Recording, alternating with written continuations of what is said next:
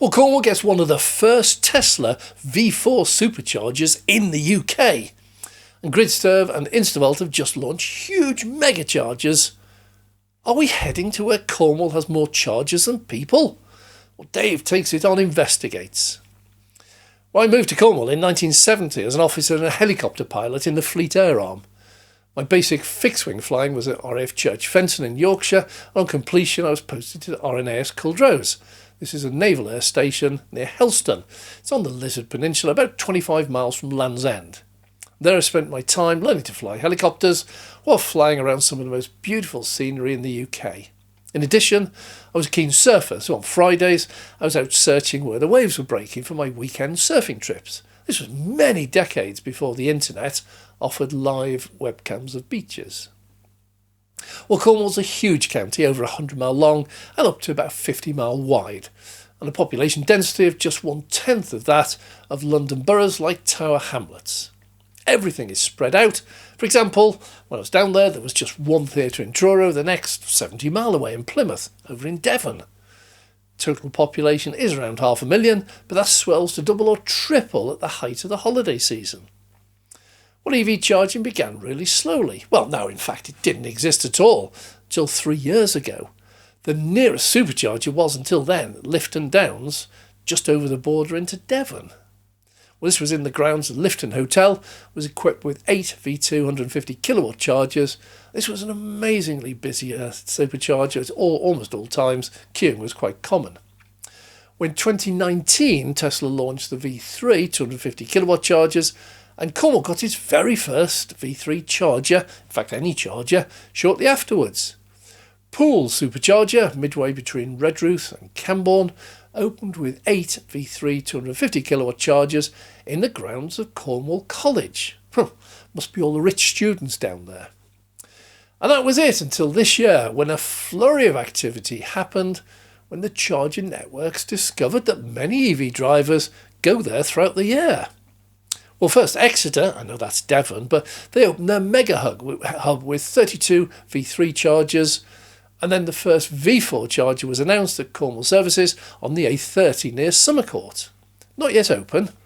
So Cornwall with V4s, what's happening? Now others have followed. Gridserve opened the other Cornwall services, well, seems to be a popular name, this one in Victoria near Bodmin, again on the A30. Then another Tesla one at Fradden, yet again on the A30. In fact, almost all chargers are on or very close to the A30. It's the only main road goes through the whole of Cornwall. Now Instavolt get in on the act with 12 160 kilowatt chargers at Bodmin Retail Park. Yeah, that's on the A30 too. And all this makes total sense. While putting superchargers and mega chargers in busy cities makes sense, many of us also live in busy cities and many of us can charge at home. Well, I have 8 superchargers within about 30 mile of me. Never use any of them, other than for filming.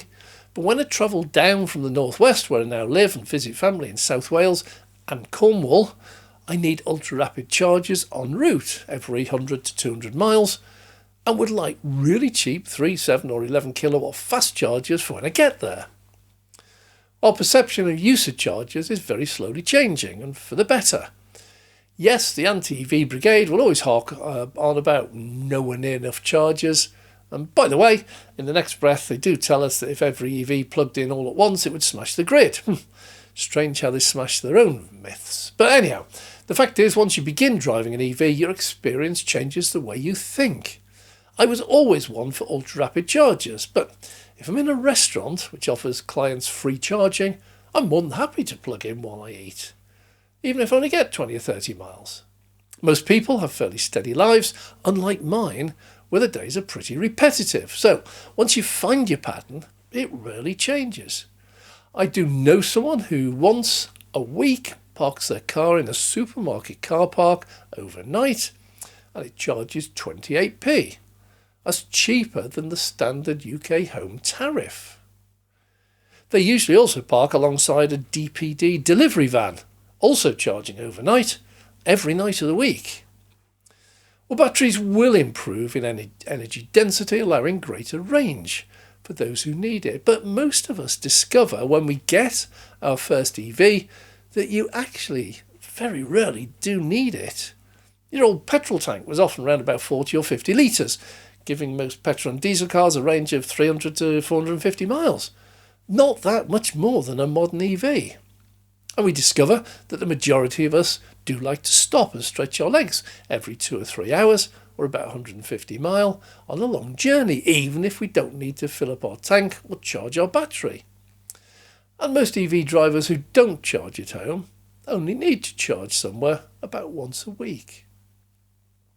I believe the emphasis on future charging will be on both workplace charging and destination charging. Imagine if you cannot charge at home, but you can plug in every day for 8 hours a day at your workplace car park with a 7 kilowatt fast charger, cheap or maybe totally free. Who needs home charging? Or you park at a public car park near the beach or stately home or national park and plug in for the 3, 4, 5 or 6 hours you spend there. We really need to stop thinking like we drive a petrol car with a tank. It's an EV. Well, in the meantime, the people of Cornwall can take their pick of chargers in the off-season. Makes me want to head back down there in my retirement.